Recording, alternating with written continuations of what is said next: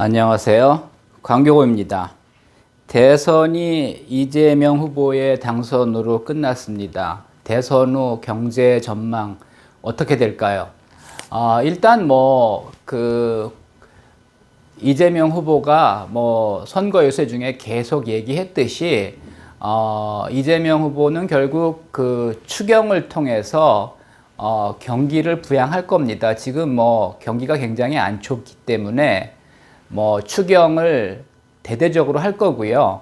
제가 볼 때는 한꺼번에 하면은 이게 이제 물가를 자극하기 때문에 두세 차례 할 가능성이 높습니다. 그래서 아마 곧 추경 편성 작업에 들어갈 거예요. 새 정부 출범하자마자 추경 편성에 들어갈 거고요. 이게 한 번에 끝나는 게 아니라 하여튼 제 생각엔 두세 번에 걸쳐서 대규모로 이제 추경을 할 겁니다. 또 이제 이재명 후보의 장기인 지역 화폐 같은 것도 이제 발행을 해서 지역 경제나 서민 경제를 살리겠다고 할 겁니다. 그래서 경기를 적극적으로 부양할 거기 때문에 부동산은 조금 나아질 가능성이 높습니다. 주식은 일단 오늘은 신정부 출범에 대한 기대로 오르고 있지만은 양면성이 있습니다. 신정부는 그 소액주주를 이제 보호하는 차원에서 상법 개정 이런 것들을 이제 추진하겠지만은 기본적으로 신정부는 이제 운동권이고 반기업 정서가 강합니다. 그래서 재벌이나 이게 기업들을 규제하고 또 법인세 같은 거를 인상하면 인상할지 인하하지는 않을 거기 때문에 그렇게 주식시장에 좋지는 않을 겁니다. 그리고 이제 요즘 많은 분들이 기대하는 게 민주당 정부 출범 시 경제가 좋았다는 겁니다.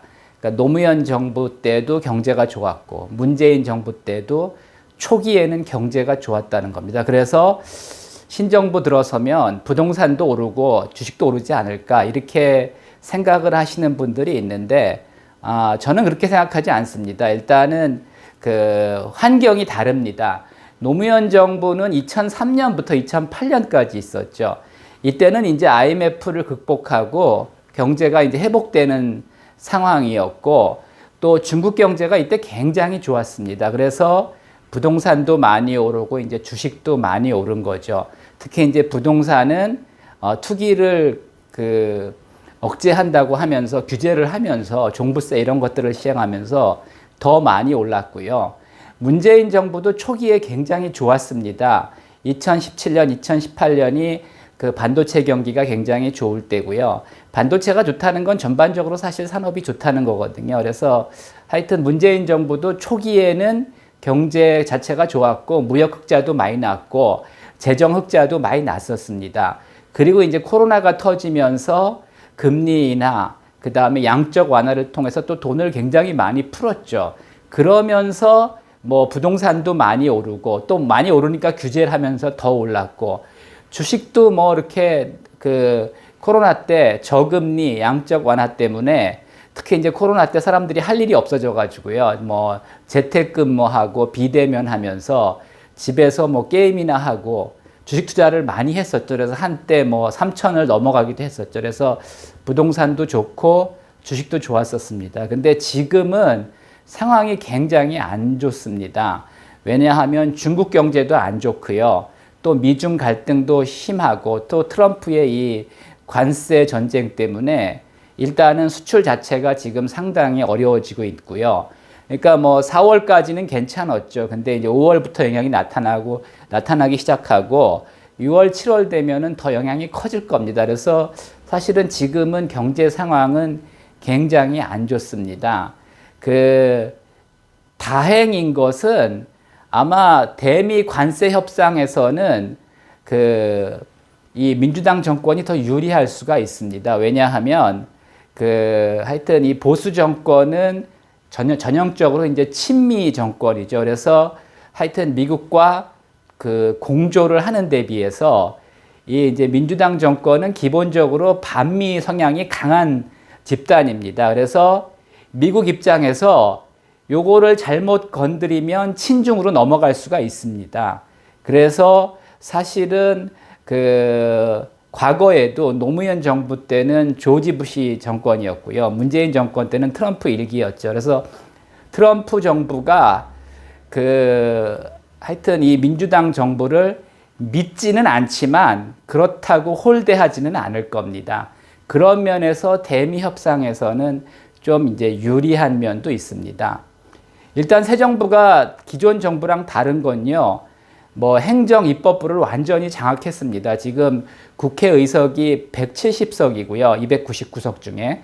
그다음에 이제 조국 혁신당까지 포함하면 189석이기 때문에 뭐 하여튼 모든 입법을 마음대로 할 수 있습니다. 근데 이제 윤석열 정권에서는 거부권을 행사해가지고 뭐 양곡법, 노란봉투법, 중대재해법, 그다음에 상법 개정 이런 것들을 이제 막아왔죠.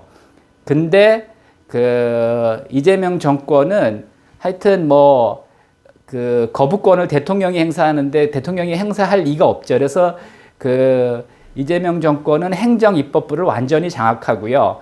그 다음에 이제 사법부와 헌재까지도 이제 개편이 가능합니다. 이게 이제 시간이 걸리겠지만 일단 헌재에 대통령이 임명할 수 있는 헌법재판 2명을 곧 임명할 거고요. 하여튼 이런 식으로 뭐 사법부, 헌재 개편도 가능하고 특히 이제 대법관을 늘리는 입법도 가능합니다. 거부권을 행사할 수 있기 때문에 그래서 하여튼 행정 입법부를 장악한 아주 막강한 정부가 출범을 한 겁니다. 아마 유신 정권의 버금가는 그런 한 막강한 신정부가 이제 들어선 겁니다. 그래서 개헌 외에는 다 가능합니다. 그리고 개헌도 마음만 먹으면 가능합니다. 왜냐하면 뭐 국민의힘 의원 8명만 동의하면 가능하거든요. 그렇지만은 개헌을 조만간에 할 가능성은 없다고 봅니다. 이제 그거는 가장 큰 문제가 헌법 128조 2항에 개헌 시 헌법을 개정할 경우 현직 대통령은 출마를 할 수가 없습니다. 그렇다 보니까 굳이 현직 대통령이 자기 임기를 단축하는 개헌을 할 이유는 없고요.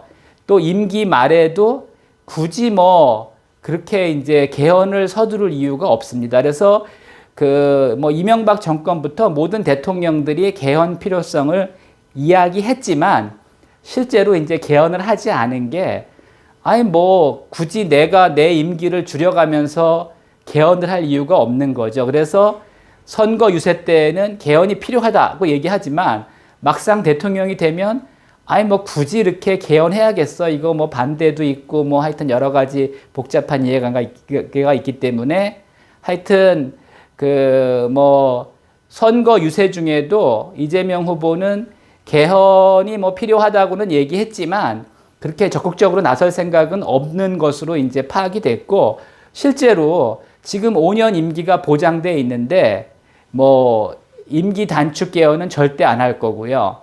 또 임기 말에도 뭐 이렇게 굳이 그렇게 할 필요를 별로 느끼지는 않을 겁니다. 뭐 이제 국민의힘에서 뭐 달콤한 조항을 이제 얘기하면 뭐 현직 대통령도 출마하게 개헌을 하자. 그것도 사실 불가능한 건 아닙니다. 현재 헌법엔 이렇게 돼 있지만 새 헌법에 뭐 조항을 넣으면은 뭐 불가능한 것은 아닙니다. 근데 하여튼 그런 문제가 있고요. 그 다음에 지금 가장 큰 문제가 이재명 대통령이 재판 중이죠. 근데 현직 헌법 84조에는 내란죄와 외환죄를 제외하고는 현직 대통령은 형사소추를 할 수가 없죠. 이렇게 불소추 특권이라고 하는데 이걸 과연 어떻게 적용하느냐 이런 문제가 있습니다. 근데 뭐 민주당에서 입법을 해서 해결할 수도 있고요. 하여튼 현재 상황에서 대통령을 하여튼 계속해서 소추하고 형사소추하고 재판을 이어가기는 어렵다고 봅니다. 뭐 어떤 분들은 15일 후에 유죄 판결 나면 물러나야 돼서 재선거해야 된다 이렇게 주장하는 분들도 있지만 실제로 그게 그렇게 쉽지는 않을 겁니다. 일단은 지금 이재명 대통령의 선거법 위반 재판이 뭐 조만간에 일어나지만 그리고 이제 대법원에서 파기환송이 됐지만 뭐 유죄 판결이 날 수 있습니다. 근데 그 유죄 판결이 나더라도 100만 원 이하로 그 선고가 되면 벌금 100만 원 이하로 선고가 되면은 뭐 대통령직 유지할 수 있고요.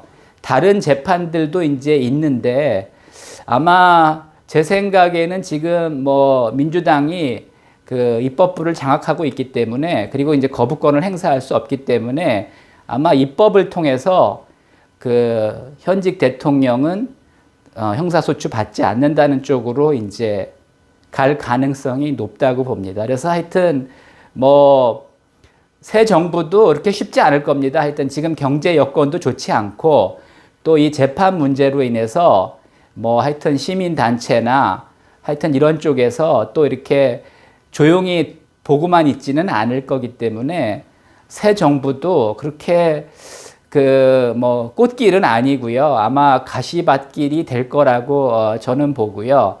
결과적으로는 뭐 크게 변하지는 않겠지만 뭐 이제 국가 부채는 늘어날 수밖에 없는 상황인데 뭐 대부분의 국민들이 국가 부채는 뭐 내가 갚는 거 아니라고 생각하기 때문에 그리고 아직은 국가 부채가 그렇게 많은 건 아니기 때문에 결과적으로 하여튼 신정부가 적극적으로 경기는 부양할 거지만 이게 이제 그 구조조정이 없으면 특히 이제 사실은 자영업 구조조정이 필요합니다. 그래서 자영업 구조조정이 쉽지 않을 것 같지만 사실은 폐업 지원금을 주면은 뭐 쉽게 해결될 수도 있는 문제입니다. 근데 아무도 이런 또 십자가를 지려고 하지 않기 때문에 구조조정 없이 뭐 이렇게 추경, 지역화폐 등을 통해서 이제 경기를 부양한다면 결국은 뭐 이쪽에서 밑장 빼서 밑장 괴는 그런 이제 문제가 되는 거죠. 그래서 결국은 그 현재 세대의 뭐 편안한 삶을 위해서 미래 세대가 희생될 수밖에 없는 그런 상황인데 뭐 전 세계가 다 이렇게 가고 있습니다. 그래서 우리도 다르게 가기는 어렵지 않나 그렇게 생각이 됩니다. 참고하십시오.